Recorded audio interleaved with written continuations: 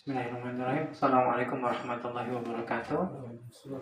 Innal hamdalillah nahmaduhu wa nasta'inuhu wa nastaghfiruh wa na'udzu billahi min syururi anfusina wa min sayyiati a'malina. May yahdihillahu fala mudilla lahu wa may yudlil fala hadiya lahu. Asyhadu an la ilaha illallah wa asyhadu anna Muhammadan abduhu wa rasuluh. Puji dan puja syukur kita panjatkan kepada Allah Subhanahu wa taala. Salawat dan salam kita persembahkan kepada junjungan kita Nabi besar Muhammad sallallahu alaihi wasallam, kepada keluarga beliau, para sahabat dan orang-orang yang mengikuti beliau hingga akhir zaman. Allahumma inni as'aluka ilman nafi'an wa rizqan thayyiban wa amalan mutaqabbalan. Mudah-mudahan pada malam hari ini Allah memberikan kita ilmu yang bermanfaat, rezeki yang baik dan amalan yang diterima. Oke, sebelum ke materi bekam dasar, sedikit info tentang produk yang lumayan bagus ya. Ini namanya Promax 5. Belum pernah pakai, Pak? Jadi Promax 5 ini dia bentuknya pil, manfaatnya untuk motor. Jadi dia meningkatkan oktan. Jadi pertama manfaatnya itu meningkatkan oktan. Jadi kalau misalnya oktannya 90, dia bisa 94 jadinya. Jadi kalau kita isi Pertalite berapa oktannya? 89 ya. Nah, kalau di sini jadi 93, jadi Pertamax Plus. Pertamax ya. Jadi Pertamax. Nah, selain dia meningkatkan oktan, manfaatnya adalah bensin jadi irit 30%. Bensin jadi irit 30%. Satu kapsul ini kan untuk khusus motor ya. Kalau untuk mobil dia kalau untuk motor ini satu kapsul ini bisa untuk 4 liter bensin. Jadi isi dulu full 4 liter, isi satu kapsulnya. Nah, dia nanti oktannya naik, kemudian bensin jadi hemat 30%, plus dia membersihkan mesin. Jadi nanti tarikannya kuat, getarannya jadi ringan. Ya, getaran kan biasanya kan kalau yang motor-motor itu kalau getaran yang keras gitu ya, nanti jadi ringan. Ya, jadi ringan. Tenaganya kuat, plus dia membersihkan mesin. Ya. Ini manfaat dari Promax 5. Kalau yang kalau mobil satu kapsul untuk 10 liter. Jadi biasa kayak kalau saya mobil Agya itu kan 30 liter. Jadi kalau isi itu kan ya nggak sampai habis kali ya. Misalnya isi 20 liter berarti 2 kapsul ya. Dan enak, tarikannya enak, beda kali ya dengan tidak pakai ini ya. Ini kelebihannya. Nanti dipakai Pak. Untuk ini untuk motor ya Pak ya. Kalau untuk mobil beda. Silakan Pak. Bagi dua-dua. Abang kan bawa motor ya? Nanti isi dulu full, baru nanti kasih itu. Ini satu kotak isinya 20. Kemudian ada 5 keping, ada 5 ini. Satu ini isinya 4 pil ya. Jadi kalau kita jual eceran kan harganya 45.000 kan satu isi 20 satu kotak. Kita beli kita jual ecerannya ini 10.000 isi 4. Ya, ini isinya 5 kayak gini ya. Kemudian satu stripnya isi 4. 10.000 kita jual biasanya. Kalau satu kotak 45.000 ya. Kalau yang mobil itu isinya 16 pil, harganya 75.000 ya. Cuman jarang saya stok. Cuman di mobil aja untuk pakai mobil gitu kan. Dan memang beda, tarikannya beda. Kelihatan kali rasanya beda ya, dari dipakai nggak dipakai. Ini kelebihan dari Promax ya, Promax 5. Jadi HN itu bukan cuma produk untuk kesehatan ya, ada juga untuk bukan kesehatan untuk manusia aja, kesehatan untuk motor juga ada ya. Kelebihan. Kalau udah pakai pertama nggak apa-apa, naik dia, kan naik lagi oktannya. Ya, itu kelebihannya. Ngantri ya ini apa ya? Kan pertama kan nggak pakai ini lagi ya. Dia langsung aja isi kan. Kalau kita Pertalite itu kan wajib pakai kartu kan. Kadang males gitu ya. Udah ngantri yang panjang pakai kartu lagi gitu. Kalau pertama langsung gitu kan. Pun bedanya pun 2.000 ya. Beda 2.000 ya. Lumayan lah. Oke, nggak ada pertanyaan ya? Apa ada pertanyaan? Nggak ada ya. Nih, tawarin kawan-kawannya itu. Ini ya.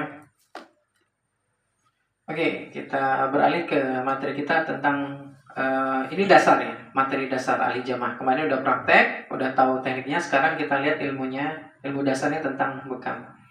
Jadi bekam itu disebut al-hijamah kalau dalam bahasa Arab, yang artinya pengeluaran darah kotor. Jadi bekam itu yang diinginkan dalam sunnah Rasul adalah dikeluarkan darahnya, bukan cuma dikop aja. Ya, bahkan beberapa praktisi pengobatan TCM pun menganggap kalau cuma dikop aja malah nanti darahnya malah nggak lancar ya. Oke. Tiada peran seorang anak manusia dalam menyembuhkan orang lain, kesembuhan mutlak milik Allah. Jadi kita tuh cuma wasilah. Ingat ya. Jadi jangan sampai kita ketika terapi melangkahin Allah gitu kan. Kamu ikut terapi pasti sembuh, nggak boleh gitu ya. Ini ikhtiar. Bahkan terapis yang bagus, tabib yang bagus, herbalis yang bagus, dokter yang bagus adalah ketika dia melakukan terapi, orang yang diterapi semakin dekat kepada Allah. Ini yang terbaik ya, insyaallah. Kemudian jangan pernah merasa pengobatan yang kita lakukan itu baik itu pengobatan ala Nabi atau tibun nabawi atau pengobatan modern dapat menyembuhkan orang lain karena seberapa hebatnya hal tersebut. Jika Allah belum berkehendak untuk sembuh, maka orang tersebut tidak akan sembuh. Ya. Sebuah pengobatan Rasulullah tibun nabawi. Ya. Wa ma yantiqu 'anil hawa in huwa illa wahyu yuha. Quran surat An-Najm ya, ayat 3 dan 4. Dan tiadalah yang diucapkan oleh Nabi Muhammad SAW itu menurut kemauan hawa nafsunya. Ucapannya itu tiada lain hanya wahyu yang diwahyukan. Jadi Rasulullah itu ketika berkata sesuatu maka perkataannya itu berdasarkan wahyu yang diwahyukan kepadanya, ya, bukan atas hawa nafsunya. Jadi ketika Rasulullah menyuruh kita bekam, itu Allah yang menyuruh. Allah yang menyuruh. Ini luar biasa ya. Jadi pengobatan yang Allah langsung menyuruh, maka ini pengobatan yang luar biasa.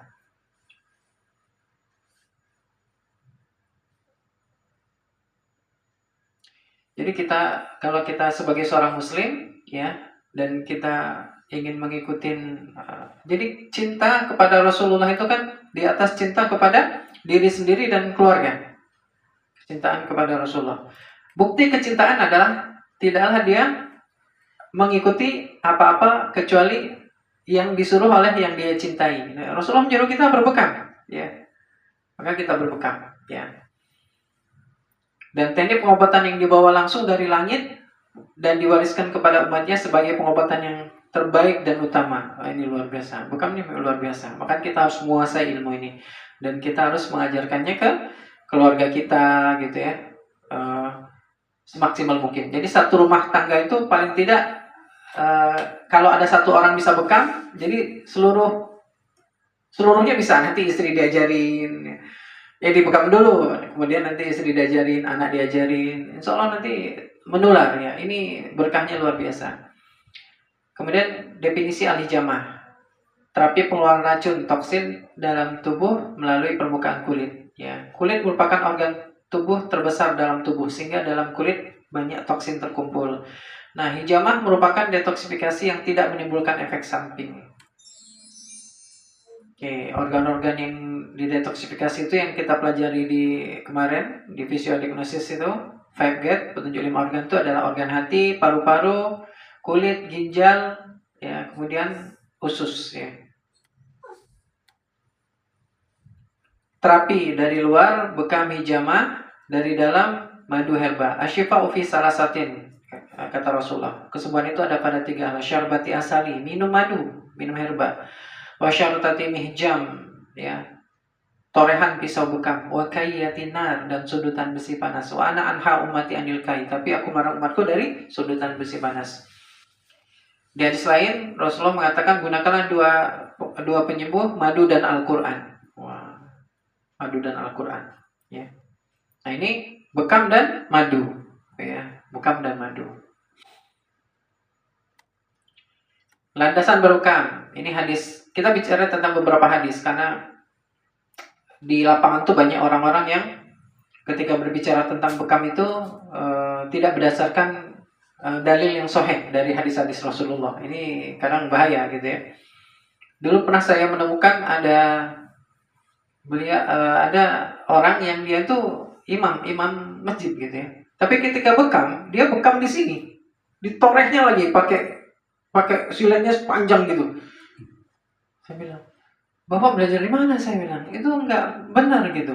Poin sendi itu malah nggak boleh dibekam, ya. Benar, habis dia bekam beberapa, saya dapat info ada yang dibekam di kakinya tuh, di sendinya tuh nggak bisa jalan habis dibekam itu. Karena ada cairan sinovial, cairan untuk pelumas sendi. Sendi itu nggak boleh dibekam, ya, terlarang gitu ya. Dia bekam, wah, nggak bisa jalan. Ini musibah. Dan dalam kitab Tibu Nabawi karangan Ibnu Qayyim, beliau membawakan satu hadis, barang siapa yang melakukan suatu bentuk pengobatan dan tidak pernah diketahui dia belajar dengan tentang pengobatan itu, maka ketika terjadi malpraktek, ya, kesalahan, maka tanggung jawabnya dikembalikan pada dirinya sendiri. Ini bahaya.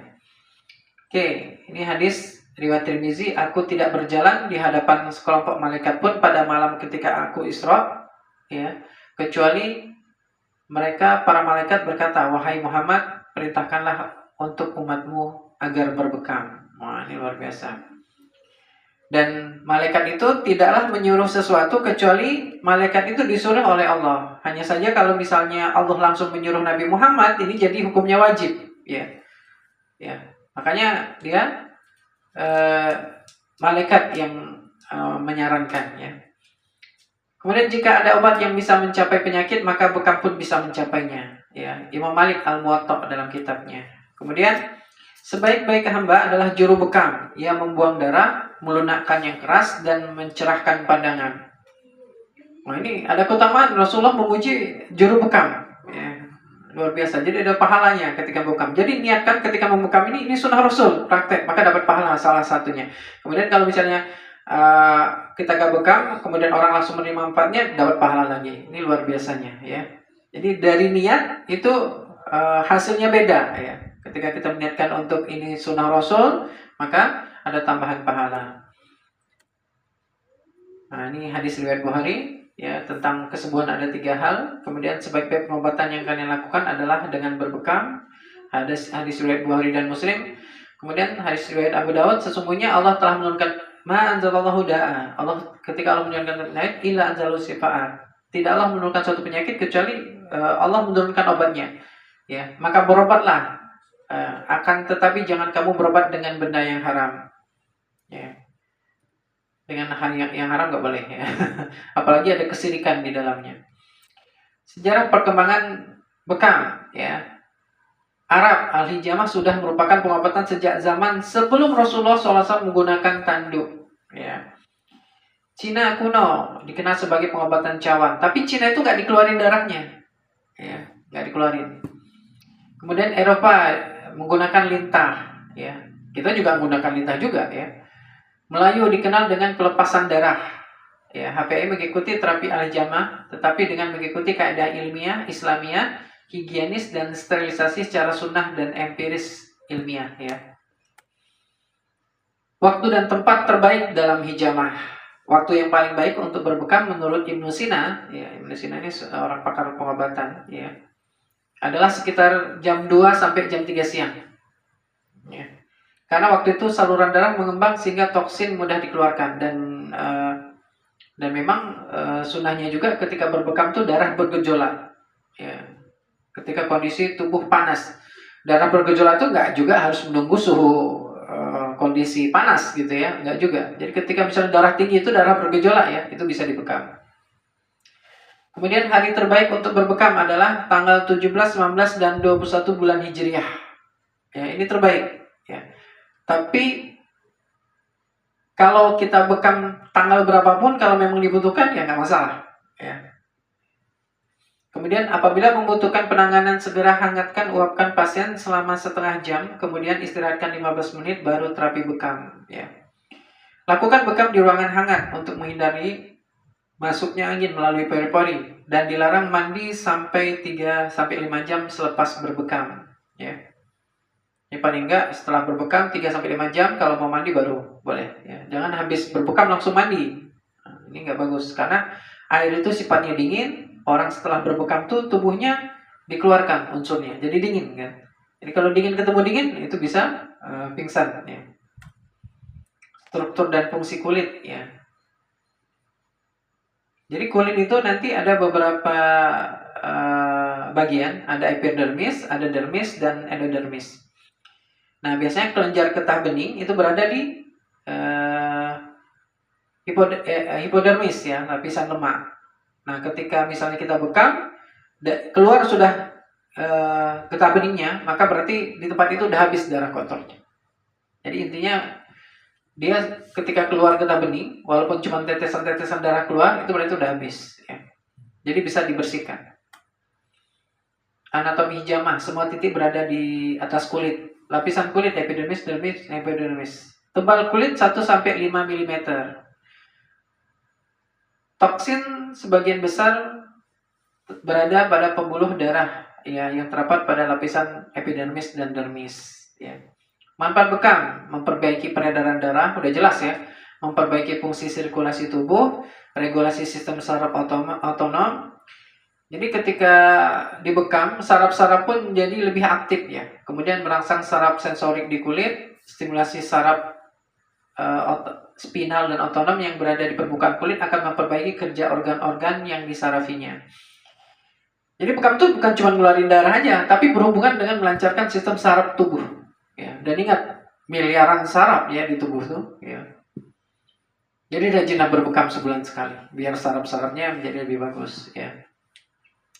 Pada otot, mengaktifkan pembuluh darah dalam otot, menghilangkan kongesti darah dari otot, ya. Kemudian memperlancar aliran limfa. Pada sendi, aliran darah dalam persendian, rongga sendi, dan sekresi cairan sendi. Pencernaan, peristaltik dan sekresi cairan organ pencernaan. Ini kelebihan bekam.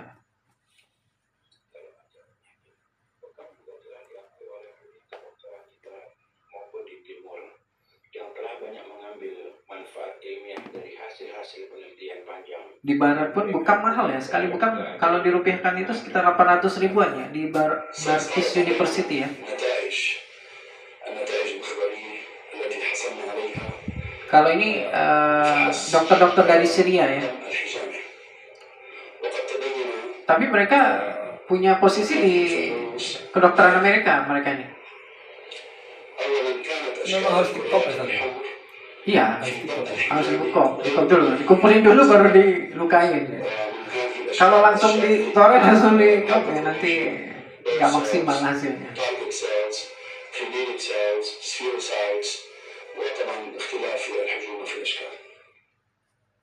Jadi darah yang keluar itu semuanya rusak. Darah-darah yang sudah tidak fungsinya tidak, sudah sampah gitu ya. Makanya pengeluaran darah kotor kan. Nah ini darah yang bagus. Nah yang bekam itu darahnya semuanya ini.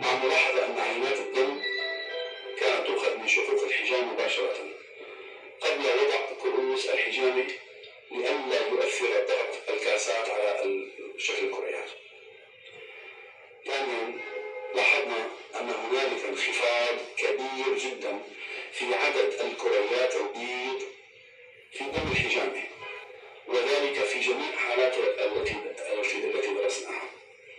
يتراوح عدد الكريات البيض ما بين 525 و 950 كرية في المليمتر مكعب فقط. وربما يتساءل البعض عن ماهية الحجامة أو ماهية السم الذي يكون في الحجامة، هذه العملية الجراحية البسيطة التي تتصدى لأمراض مستعصية bisa mengobati penyakit kronis lagi.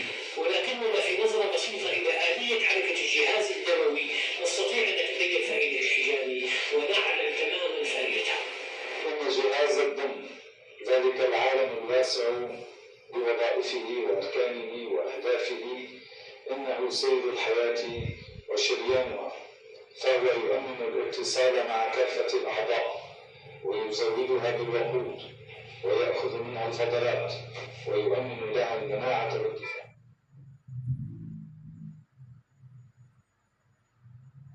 هذا الجهاز شديد التعقيد عظيم الأهمية، يكتنفه الضعف والخمول تارة وتهاجمه الأمراض تارة أخرى.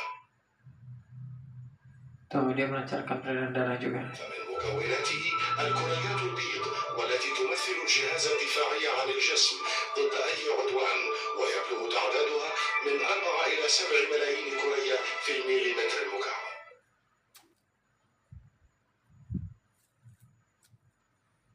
ومن مكونات الدم أيضا الكريات الحمر والتي يبلغ تعدادها حوالي 5 ملايين كرية في المليمتر المكعب، والتي تقوم بنقل الأكسجين اللازم لإنتاج الطاقة إلى كل الخلايا والأنسجة، وتأخذ منها غاز ثاني أكسيد الكربون.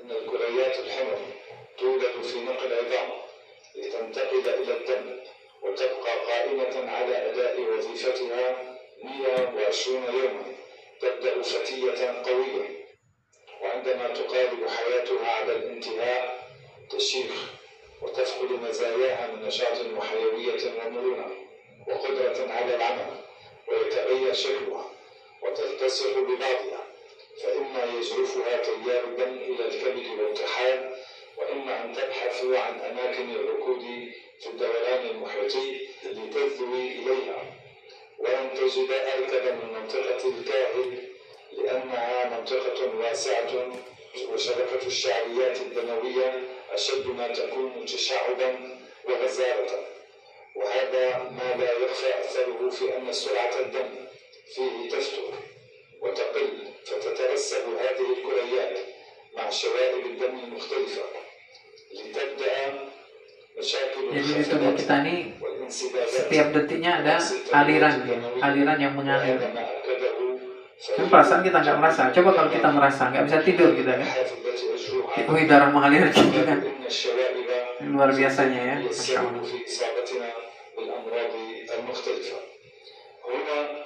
تفرض الحجامة نفسها حلا جذريا لكل هذه المشاكل. Tuh banyak yang dikeluarkan ya, bukan cuma darah aja ya, tapi banyak hal-hal seperti apa namanya darah mati kan, kemudian ada bagian-bagian dari lemak ya. Nanti kita tengok.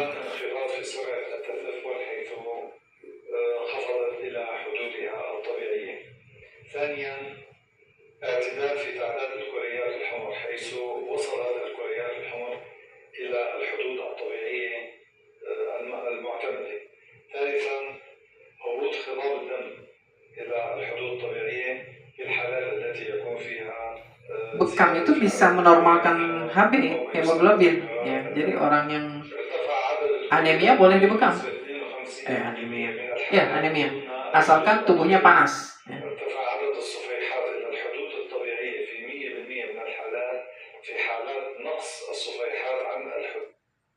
Ini kelebihan bekam. Nih, donor darah dengan bekam perbedaannya. Kalau donor darah pengambilan dari pembuluh darah arteri ya. Kalau bekam pengambilan dari epidermis di bawah kulit ya. Kalau donor darah ada darah putih keluar, dan darah putih itu tentara tubuh. Jadi ibaratnya itu sebenarnya kita sudah mengurangi tentara tubuh ya.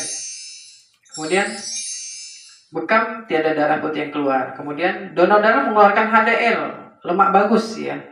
LDL nggak keluar ya. Kalau donor darah itu ya.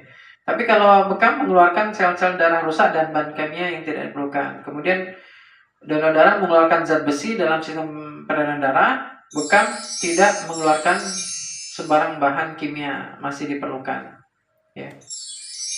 Jenis bekam, ada bekam api, pakai api ya. Kemudian ada gunakan pisau sayat atau pisau bedah atau silet ya. Siletnya yang dari stainless ya. Kemudian menggunakan pen, jarum ya, lancet ya. Kalau dulu ya ditorek ya. Kaidah bekam, ditarik kemudian diluncur ya. Kering, angin, basah ya. Titik bekam, ini beberapa titik bekam. Ini titik bekam secara general, titik bekam meridian ya, bukan titik bekam sunnah saja ya. Kalau titik bekam sunnah saja itu cuma lebih kurang 13 titik ya. 13 titik. Titik ijamah dan khasiatnya: puncak kepala ala rasun ala ahdain, 2 urat leher, kahil punuk ya, katifain kedua bahu, Al-warik pinggul ala zuhril qadami, atas betis ya. Betis itu nanti ada yang menonjol, nah itu yang dibekam ya. Kemudian di tempat yang terasa sakit, nah ini namanya titik akupoin. Nanti kita belajar ya. Titik akupoin sama titik, nanti kita bekam titik asam urat ya. Ya. Bekam meridian nanti titik asam urat sama titik akupoin. Asam urat di kaki ya nanti ya. Di titik kaki. Setiap penyakit ada obatnya. Apabila tepat obatnya maka sembuh. Ya. Wa iza wafaqa dawa udda bari'a biiznillah. Jika satu obat cocok dengan sakit, maka dengan izin Allah sembuh. Ya. Ini ala rasul. Ini tidak sunnah ya. Ala rasul, ala dain, al kahil, katifain, ya, al warik pinggul, ala zuhril qadami, ya, betis. Ya. Titik bekam dasar bagi pemula dan manfaatnya. Umum hits untuk masalah vertigo, sakit kepala, menahun, migrain, stroke dan lain. Dan menguatkan hafalan ya, di puncak kepala itu. Urat leher, 2 urat leher, al-ahdain. Sakit kepala, sakit wajah, sakit gigi, sakit telinga, sakit hidung, sakit tenggorokan, stroke. Kahil, mencegah tekanan darah berlebih di punduk ya.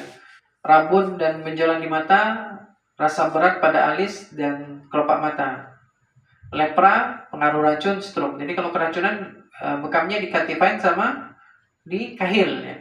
Katifain, hipertensi, nyeri bawah, stroke, sakit di leher.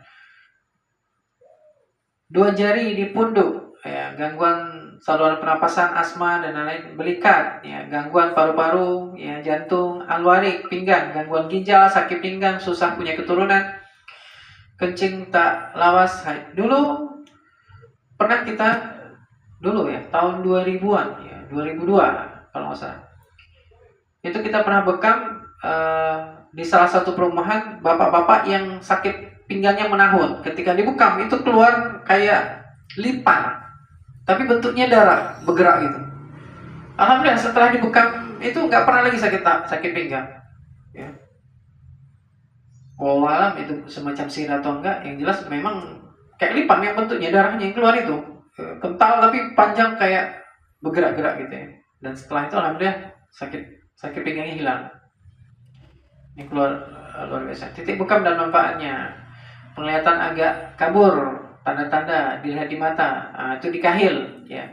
Kemudian pusing, migrain ya. Itu titik bekamnya di 2 urat leher ya.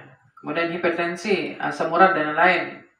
Ruas ujung jari berwarna lebih kemerahan, kedua pundak, katifain ya. Kemudian berdebar-debar, mudah kaget, napas pendek ya.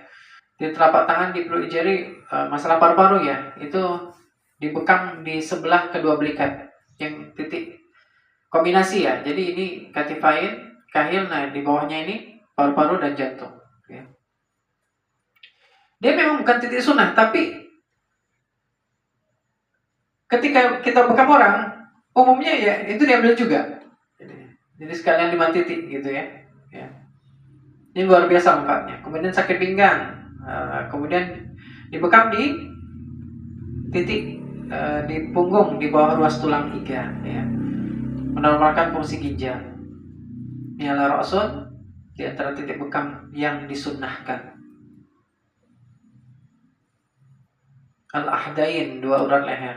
Sebenarnya 2 urat leher itu di sini ya.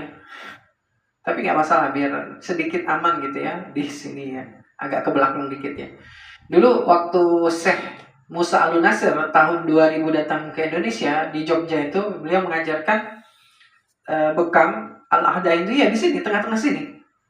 Ya, tengah-tengah sini. Beliau ngajari pakai silet lagi. Ya. Saya ada videonya, entah kemana ya videonya. Ya. Nah, biar aman, sekarang kita agak ke belakang dikit, ya. Agak keras dikit, jadi main tusuk ya. Al-ahdain ya.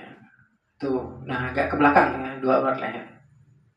Di atas al-warik ya. Al-kahil, al-ahdain. Di kahil penuh ya. Jadi kalau kita nunduk ada yang menonjol tulang belakangnya, nah boleh di titik itu atau ke bawah sedikit ya. Ya.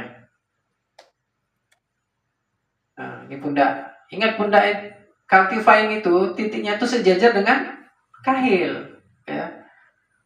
Kahil sejajar dengan kahil. Kemudian, nah ini yang titik apa namanya? Nih, dua belikat, ya. Ini yang paru-paru dan jantung, ya. Kalau yang itu SP9 ya, titik angin yang agak kelengan itu. Nah itu kalau misalnya orang pegel-pegel semua badannya gitu ya, nah itu bekam juga di situ, ya. Kan ada orang yang mengeluhkan entahlah mana yang sakit, pokoknya pegel-pegel badan saya, itu berarti banyak angin di tubuhnya. Itu bekam di SP9 juga, ya. Al-warik, punggung, ya. Nah, al-warik di bawah ruas tulang iga, ya. Pas pinggang. Di mana pinggang? Tempat ikat pinggang berada. Ya. Tapi bukan orang-orang yang apa namanya? Artis-artis itu ya, ikat pinggangnya di pantat kan. Ya. Enggak jelas ya pakaiannya. Nah, ala zahril qadami itu di sebelah atas betis, ya. Betis. Nih, anak kecil bisa dibekam, ya. Anak saya 2 tahun dulu udah dibekam, ya. Tapi ngekopnya lembut, nusuknya ya jangan keras-keras gitu ya. Jadi ngekop kayak ngekop orang dewasa, waduh. Ya, boleh, anak kecil boleh bekam. Contoh darah bekam nih, ya. Mengental, ini darah kotor memang, ya.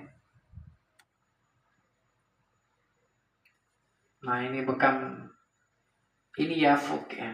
Jadi dia di atas komah 2, di bawah ala roksun. Ya, ini bukan titik sunnah, tapi boleh dibekam di situ.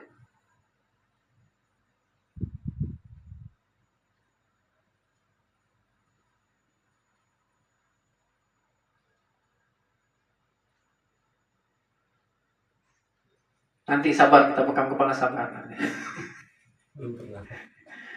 Oh enak kali bekam kepala itu, menguatkan ingatan, menajamkan pandangan, meringankan badan, ya. Dan orang stroke wajib tuh dibekam kepala, ya. Kalau bisa 2 minggu sekali, ya, atau minimal 1 bulan sekali, biar proses perbaikannya, kesembuhannya cepat, insyaallah.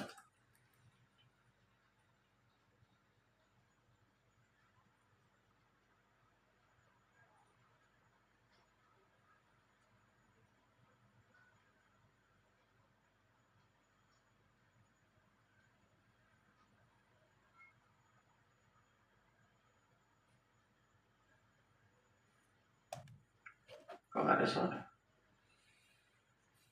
Oh, tuh. Tahu kali. Jadi bekam kepala tuh enak dikerok dibanding pakai alat penyedot. Kan ada yang harganya 1,5 juta itu. Itu bisingnya minta ampun, kemudian sedotannya itu walaupun kita nggak dikerok, sakit terasa.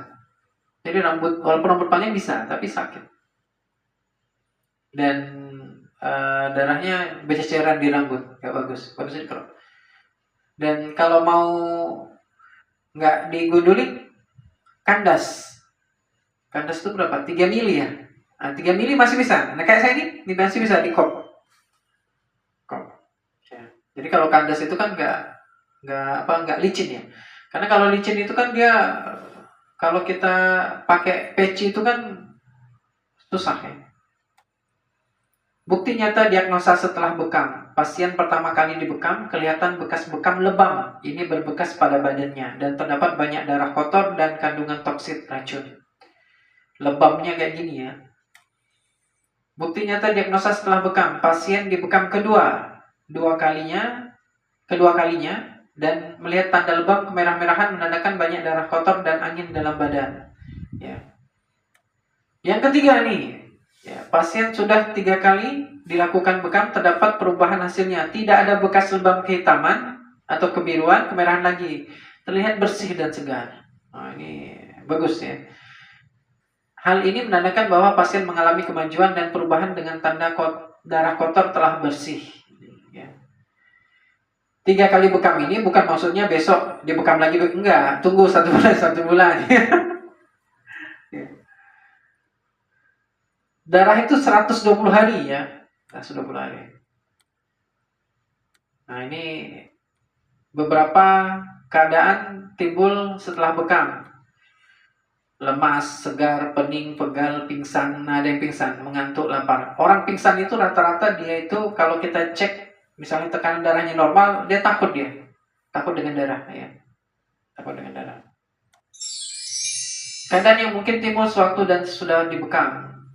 Pesakit pusing, tindakan kita yang lakukan pesakit dibaringkan dan rehat seketika dan berikan air madu atau sevel ya, atau extra food dengan air hangat ya. Kemudian pingsan ya, kalau dia pingsan jangan panik, sapukan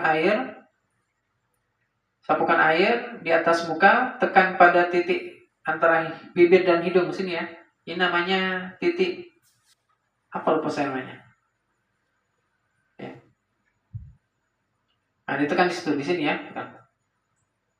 Jangan kuat-kuat air kali, nanti patah pula giginya kan. Ya. Tekan beberapa detik nanti bangun.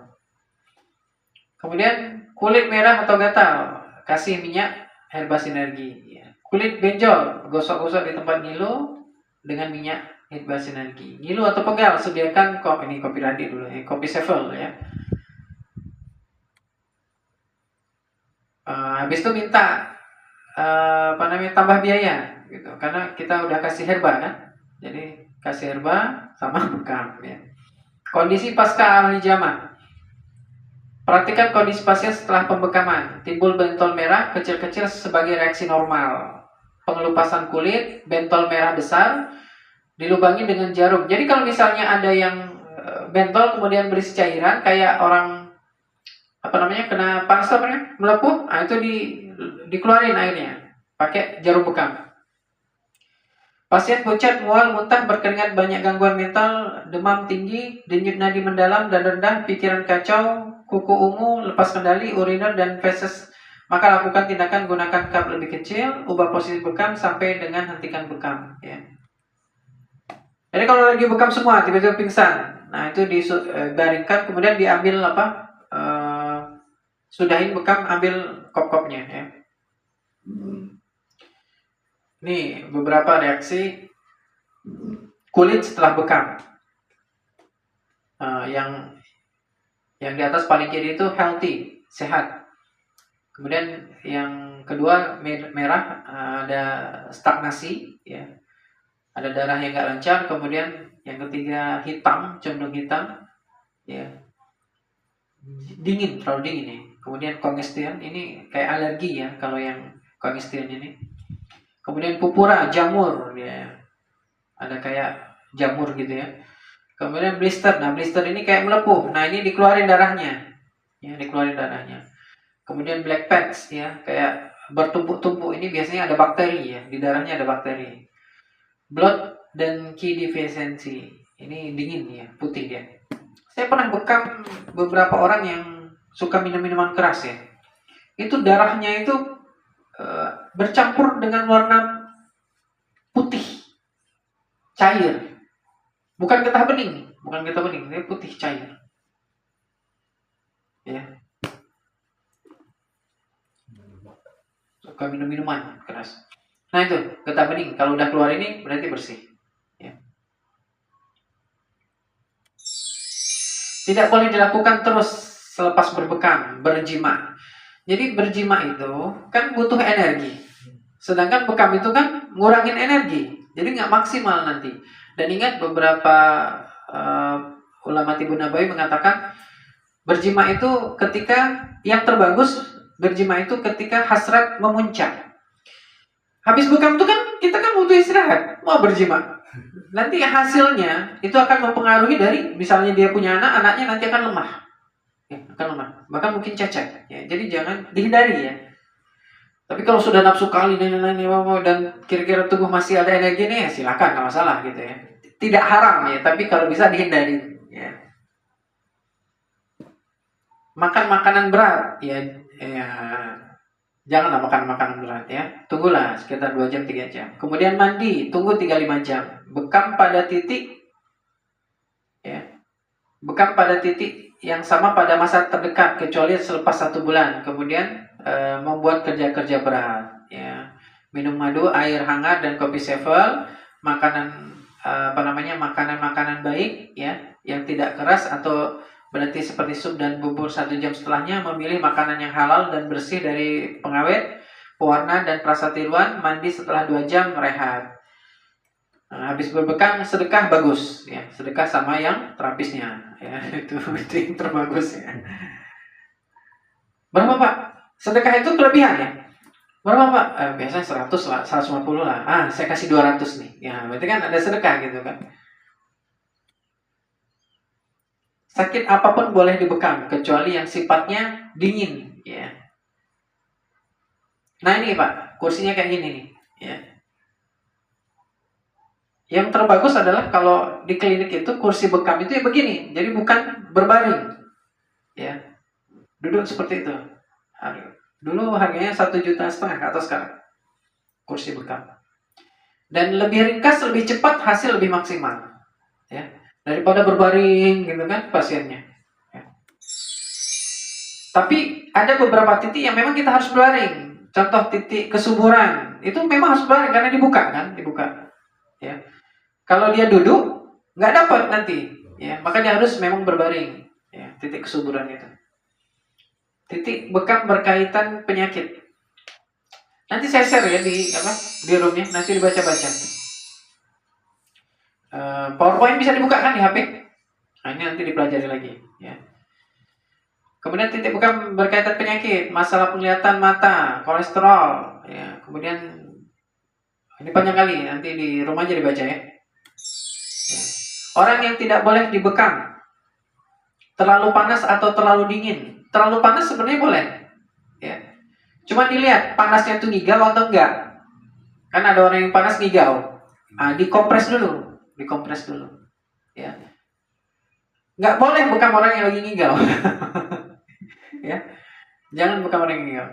Kemudian terkena infeksi terbuka, terkena cacar air di lutut, pada bagian kaki, varises, ya. Pesakit hati epidemik, ya. Contoh hepatitis A, B, C, D, E. Itu kalau mau dibekam, suruh beli alat bekam sendiri, ya. Kemudian selepas atau baru selesai makan, ya, minimal 2 jam lah ya. Diabetes, anemia. Nah, anemia yang saya bilang tadi kalau tubuhnya panas nggak masalah, ya. Kemudian tekanan darah rendah, ya, pingsan, terkena sihir, perlu ada. Nah, kalau yang terkena sihir itu diusahakan alat bekamnya itu ketika mau bekam dibacakan ayat kursi dulu Pak, ditiup baru digunakan, ya. Tahulah kita orang ini kena sihir apa nanti tahu, ya. Kemudian epilepsi itu iron, ya.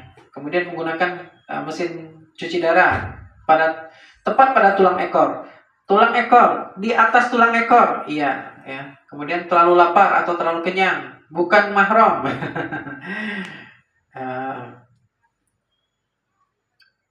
Kecuali keadaan tertentu, ya. Kemudian makan pencair darah, ya, sesudah mandi, selepas jima, dalam ketakutan, orang yang lanjut usia, sedang sakit, kejang, hamil 3 bulan pertama, wanita. Nah, orang yang hamil 3 bulan pertama itu diusahakan jangan dibekam dulu, ya. Karena nanti kalau misalnya dibekam di beberapa titik yang mengakibatkan gerakan peristaltik di perutnya, ini bisa mengakibatkan keguguran. Wanita sering keguguran kandungan, nah, itu jangan dibekam, ya. Kemudian ketidakstabilan mental, orang stres jangan dibekam, ya. Orang stres kalau dibekam nanti repot kita, ya. Kemudian sakit kanker darah. Kanker darah itu seperti leukemia, kemudian ada thalassemia, ya. Itu jangan dibekam. Ada lagi penyakit yang darahnya itu cair, lupus, ya. Lupus itu diusahakan jangan dibekam. SOP standar bekam, standar operasional bekam. Kondisi pasien tidak boleh terlalu lapar atau terlalu kenyang sebelum dibekam. Perlu diperhatikan selama dibekam, pasien jangan tidur, nggak boleh tidur. Jadi diajak ngobrol kan? Ini diajak ngobrol, ya. Oke, enakan tidur. Jangan melakukan bekam di ruangan ber-AC karena nanti tubuhnya kan kebuka pori-porinya, masuk AC-nya malah pegel-pegel habis bekam.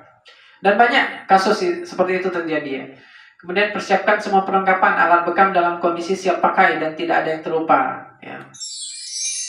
Nah, perlengkapan alat jamah, kaping, kop, dan pom. Ya.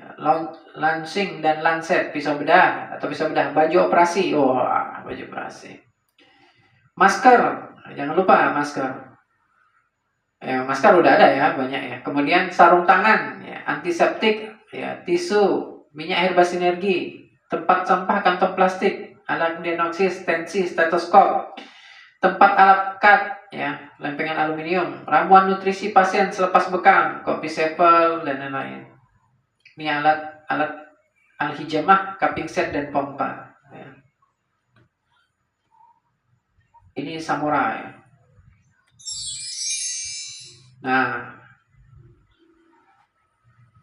ada alat-alat seperti sarung tangan, ya, cek tensi darah.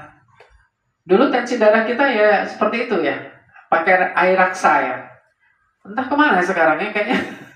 Dulu kita ngecek pakai air raksa gitu ya. Nah, kalau sekarang udah detak ya. Nah, beberapa beragam gelas bekam sejak dulu sampai dengan sekarang. Tuh, tanduk, terus bambu, ya. Nih, dulu ya. Banyak juga. Jadi biasanya kalau pakai tanduk ini pakai api dia, atau di ujungnya dilubangin, ditiup ketika mau bekam, ya. Disedot, ditiup pula. Banyak di rumah. Tanduk ya. Tanduk apa aja, Pak? Kerbau apa sapi? Punya semua. Ada kerbau sama sapi. 1 jam sebelum dibekam, pasien mandi dahulu, mengingat 3-5 jam setelah dibekam jangan mandi. Ya. Kalau dia mau mandi, ya. Pasien yang baru datang dari bepergian atau selesai kerja berat, lakukanlah bekam setelah tubuh pasien rileks. Oleh karena itu, pasien direhatkan dulu. Kulit tempat di mana akan dibekam haruslah bersih dari sembarang kotoran dan rambut. Bersihkan dan cukur terlebih dahulu. Langkah umum ahli jamah, bekam darah. Sebelum berbekam, keduanya berwudu dulu. Kalau dia mau wudu, enggak wajib ya, enggak wajib. Tapi kalau mau wudu silakan, gitu ya. Ini hukumnya enggak wajib ya. Jadi kalau mau bekam, mau wudu silakan. Enggak wudu enggak masalah ya. Enggak ada harus wudu ya. Kemudian untuk melakukan bekam basah, lakukan bekam kering pada titik yang akan dibekam, dikop dulu. Kemudian permukaan kulit dilubangi kecil dengan jarum, ya, ditusuk ya. Membentuk lingkaran obat nyamuk dari tepi luar semakin ke dalam, ya. Apa bedanya dari dalam luar? Enggak beda, sama aja. Ya. Ya. Kalau mau dari dalam boleh, kalau dari luar ke dalam boleh, nggak masalah ya. Sebenarnya tangan kita ya. Iya, tergantung mana yang kita sukai, ya. Yang penting ditusuk keluar darahnya, gitu ya.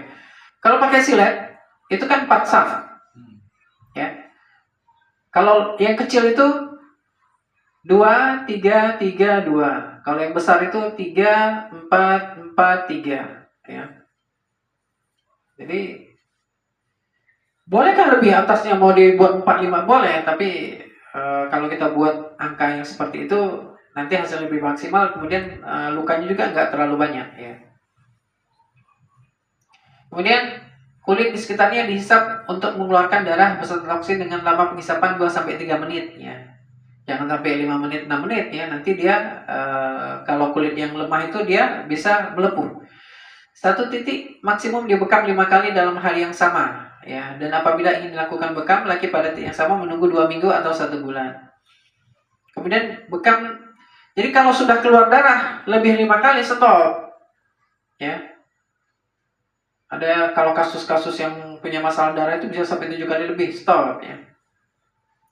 Bekas bekam akan hilang dalam 2-3 hari apabila digunakan minyak herba sinergi. Hentikan bekam setelah keluar cairan limpatik getah bening, cairan sel darah putih. Tanyakan kepada pasien saat itu apakah terlalu kenyang, lapar, sedang hamil, haid, stres, depresi, rawatan, dan lain-lain. Bila sedang konsumsi obat pengencer darah, omega 3 atau mengkudu, tidak dianjurkan bekam basah. Ini dulu ya, tapi kalau sekarang nggak masalah. Bahkan sebenarnya disuruh minum itu dulu, biar nanti ketika bekam hasilnya lebih maksimal. Ya. Karena pernah kita buka beberapa orang yang kolesterol tinggi itu nggak keluar, cuma tetesan aja. Jadi setelah kita kasih Deep Squat, ya, beberapa hari, 5 hari lah, hari ke-6 dibekam, darahnya maksimal. Deep Squat itu lebih kuat dari mengkudu dan omega 3, ya. Tanyakan penyakit pasien, apakah ada penyakit yang tidak boleh dibekam basah seperti penyakit kulit, anemia, leukemia, liver, radang usus, diabetes, hepatitis, HIV. Jadi kalau kasus-kasus virus ya jangan dibekam kecuali dia punya alat sendiri ya. Diabetes nggak boleh tadi. Diabetes itu kalau misalnya lukanya bisa kering, cepat nggak masalah. Kan nanti kan ada beberapa tipikal yang dia lukanya susah sembuh, ada yang cepat sembuh. Paling cepat sembuh nggak masalah. Tapi kalau yang makanya kalau bisa kita menekan gula darahnya seminggu itu normal terus dan lain-lain, ya, nah itu bisa nggak masalah. Tapi kalau nggak bisa ya susah. Apalagi dia pakai insulin, nah, janganlah dibekam kalau udah pakai insulin.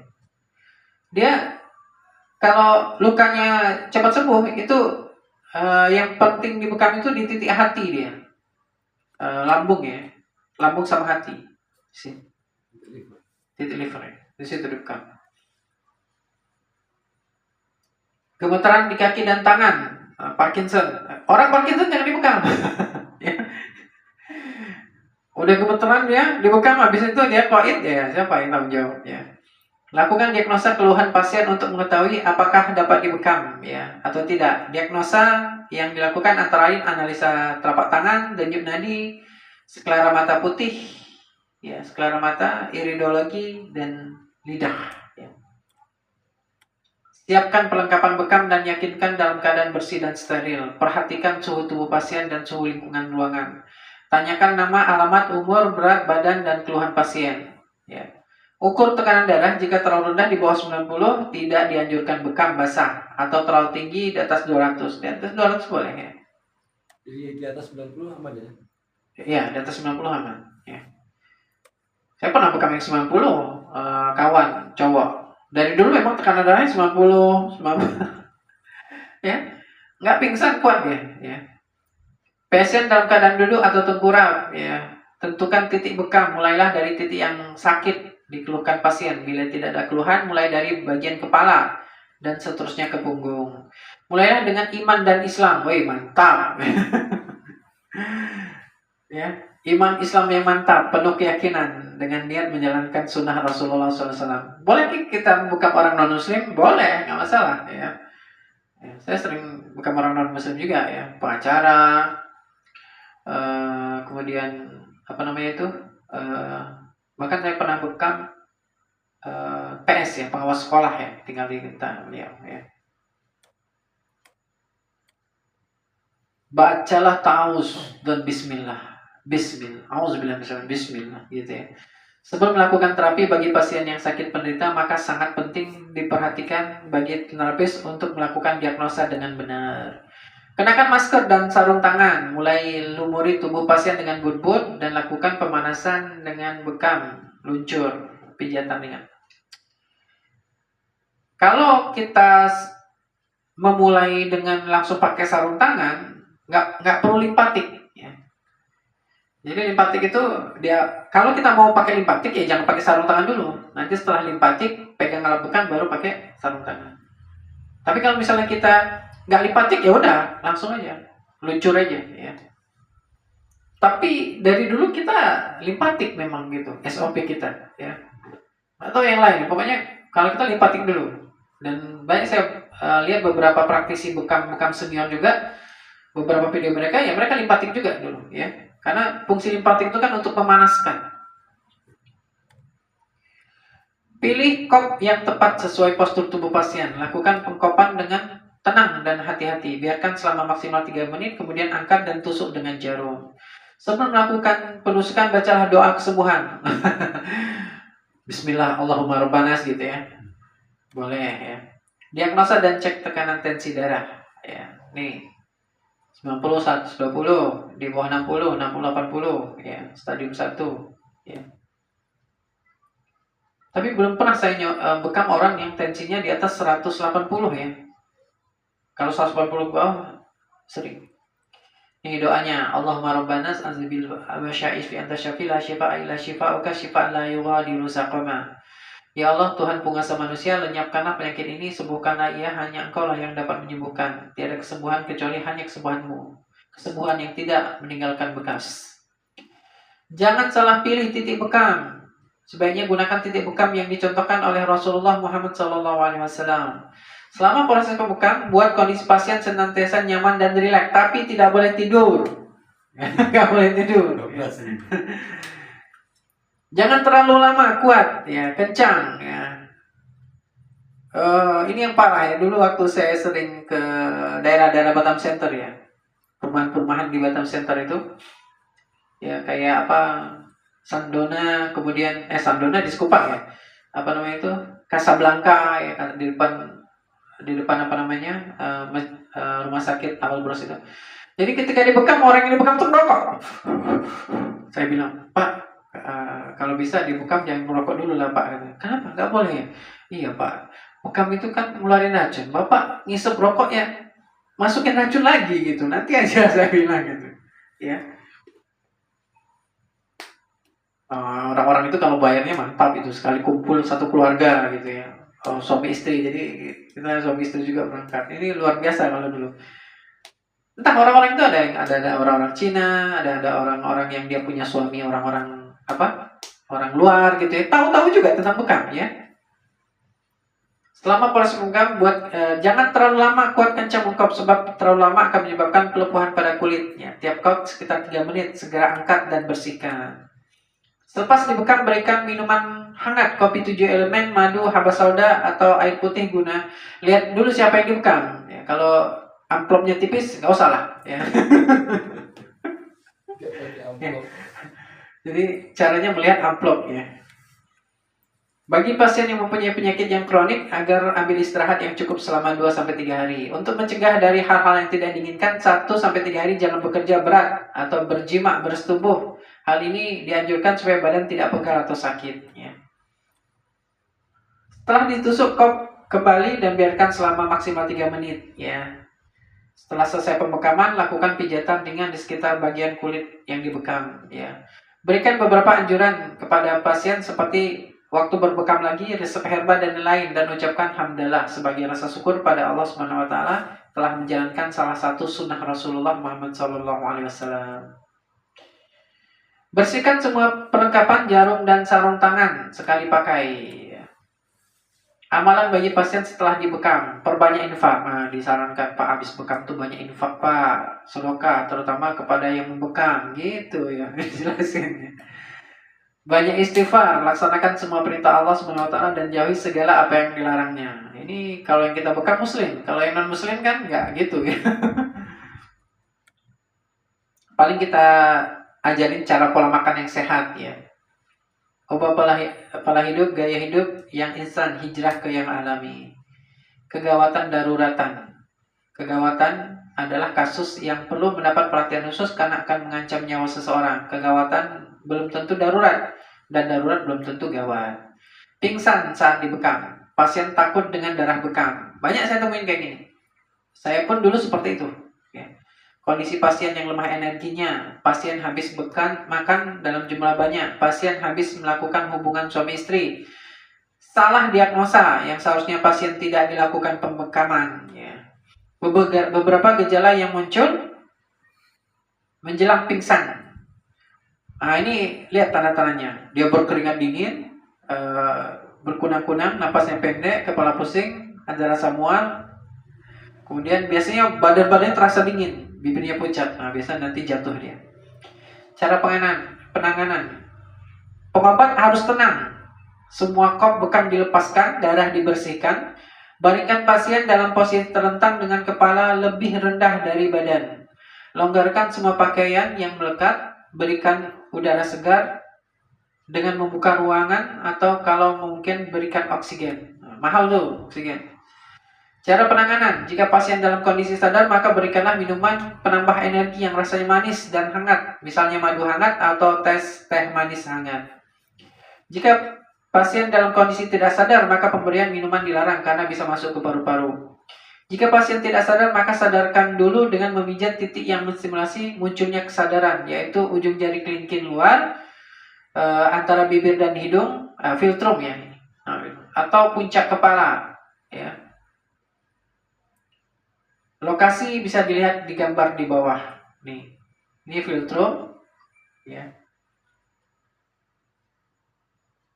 Ujung jari manis ya. Nah, puncak kepala di sini ya. Tekan ya.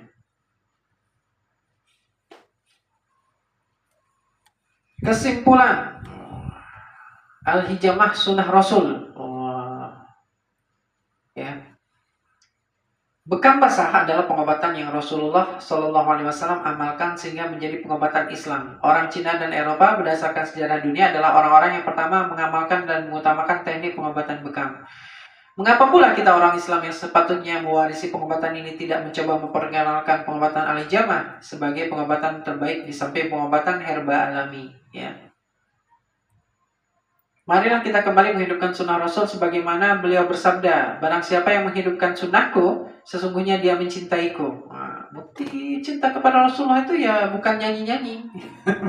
Ya. Nyanyi-nyanyi yang gak jelas nyanyiannya gitu ya. Memujinya terlalu melebihi ya, dari kadar seorang Rasul, gak boleh. Ya. Barang siapa mencintaiku, sesungguhnya dia bersamaku di dalam surga. Saatnya kedokteran Islam bangkit. Saatnya menghidupkan kembali sunnah Nabi SAW. Orang-orang Muslim meninggalkan agamanya, mereka menjadi tertinggal. Dan orang-orang Nasrani meninggalkan agamanya, mereka menjadi maju. Katakanlah, jika kamu benar-benar mencintai Allah, ikutilah aku. Niscaya Allah mengasihi dan mengampuni dosa-dosamu. Allah Maha Pengampun lagi Maha Penyayang. Quran Surat Ali Imran ayat 31. Hindari dan cegah sakit. Ya. S. Stres, K. Kurang olahraga, T. Toksin, racun, A. Air minum kurang, ya. I. Istirahat dijaga, T. Toksin, racun. Ya, spirit, kopi 7 elemen, hormon gamma kapsul, treatment MHS, ya. Enzim engrin, ya. Aktif di ini keluarin. Nanti saya share. Misal kita pertengahan ini ya, pertengahan Januari nanti sertifikasinya. Nanti sekitar awal saya kirim kisi-kisinya. Semua kisi-kisinya jawabannya ada di buku, cari aja di buku. Ya. Jangan ditanya kok nggak dilingkarin Pak langsung nggak. Ya. Kapan belajarnya? Ya. Alhamdulillah ya. Nah, reaksi pigmen pada kulit bekas bekam. Bekas bekam yang muncul berwarna ungu atau kegelapan pada umumnya hal ini mengindikasikan kondisi depresi, kekurangan pasokan suplai darah dan channel saluran pembuluh darah yang tidak lancar disertai dengan keberadaan darah statis beku. Bekam yang muncul berwarna ungu bercak ya, pada uplak ya. Pada umumnya hal ini menandakan terjadi gangguan kelainan gumpalan darah yang berwarna keunguan dan adanya darah statis, darah beku. Kemudian bekas bekam yang muncul berbentuk bintik-bintik ungu yang tersebar dengan tingkatan warna yang berbeda, ada yang tua dan ada yang muda. Hal ini menunjukkan kelainan Qi dan darah statis. Yang keempat, bekas bekam yang muncul berwarna merah cerah, biasanya hal ini menunjukkan terjadinya defisiensi yin, defisiensi Qi, dan darah atau rasa panas yang dahsyat yang diinduksi oleh defisiensi yin. Yang kelima, bekas bekam yang muncul berwarna merah gelap, hal ini mengindikasikan kondisi lemak ya, di dalam darah yang tinggi disertai dengan adanya panas patogen. Yang keenam, bekas bekam yang muncul berwarna agak pucat, putih, dan tidak hangat ketika disentuh, hal ini mengindikasikan terjadinya defensi cold dingin dan adanya gas patogen. Yang ketujuh, adanya garis-garis pecah ruang pada permukaan bekas bekam dan rasa sakit gatal, ini mengindikasikan kondisi adanya lembab patogen dan gangguan gas patogen. Yang kedelapan, munculnya uap air pada dinding bagian dalam gelas bekam menandakan kondisi adanya gas-gas patogen pada darah tersebut. Banyak angin ya. Yang terakhir, yang kesembilan, adanya blister, lepuhan, lecat pada bekas bekam menggambarkan kondisi gangguan gas yang parah pada tubuh. Adanya darah tipis pada blister merupakan reaksi gas panas toksin. Ya. Oke, kita tutup dengan doa kafatul majelis. Subhanakallahumma wa bihamdika asyhadu an la ilaha illa anta astaghfiruka wa atubu ilaik. Akhir kata saya ucapkan wassalamualaikum warahmatullahi wabarakatuh. Nanti kita share dulu. Pernah bekam awal-awal itu, tapi sekarang tergantung yang bekam kan. Saya berapa kali sama kawan tuh ada kadang muncul gatal setelah itu. Tapi kalau pas yang bekal enggak ada. Tergantung kondisi. Kalau dia lembab biasanya gatal dia. Kalau dia kering dia biasa-biasa aja nanti. Jadi kalau lembab itu nanti makanya usahakan kalau di bekam itu nggak terlalu lapar, nggak terlalu kenyang gitu. Untuk kondisi tubuh jadi hangat gitu. Ya.